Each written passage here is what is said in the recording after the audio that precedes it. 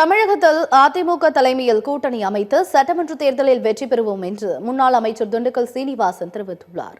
திண்டுக்கல்லில் நடைபெற்ற booth committee அமைப்பது தொடர்பான ஆலோசனைக் கூட்டத்தில் கலந்து கொண்ட அதிமுக பொருளாளரும் முன்னாள் அமைச்சருமான திண்டுக்கல் சீனிவாசன் செய்தியாளர்களை சந்தித்தார். அப்போது பேசிய அவர் 2026 சட்டமன்ற தேர்தலில் தேசிய ஜனநாயக கூட்டணி அமோக வெற்றி பெற்று தமிழக முதலமைச்சராக எடப்பாடி பழனிசாமி பதவியேற்பார் என்று தெரிவித்தார். பாரதிய ஜனதா கட்சியை கூட்டணியில் இணைத்தாலும் தமிழகத்தின் தலைமையில் இருப்பது அதிமுக தான் என்றும் தெரிவித்தார்.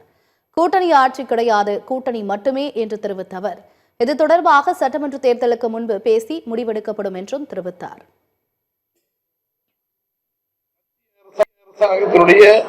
உள்துறை அமைச்சர் திரு அமித்ஷா அவர்கள் அனைத்து இந்திய அண்ணா திமுக தலைவர் திரு எடப்பாடி பழனிசாமி அவர்களுடைய தலைமையில் தேசிய ஜனநாயக கூட்டணி சேர்கிறது என்று சொல்லியிருக்கிறார்கள். இந்த கூட்டணி வருகிற 2026 ஆட்சி அமைக்கும் எங்களுக்கு கூட்டணியின் தலைவர் மாண்புமிகு எடப்பாடி அவர்கள் என்று தெளிவாக சொல்லியிருக்கார். மற்றவைகள் பேசப்படும், பின்னால் தொகுதி கூட்டணி மற்ற விஷயம்லாம் அப்புறம் பேசப்படும் அப்படின்னு சொல்லியிருக்காங்க. அண்ணா திமுக பாஜக வெற்றிக்கு 100% உறுதி, மாபெரும் வெற்றியை இந்த கூட்டணி பெறும், அதில் மாற்று கருத்து இல்லை. நேற்று அமித்ஷா அவர்கள் சொல்லியிருக்காரு, எடப்பாடியார் சொல்லியிருக்காங்க. எங்களுடைய கருத்து அதுதான்.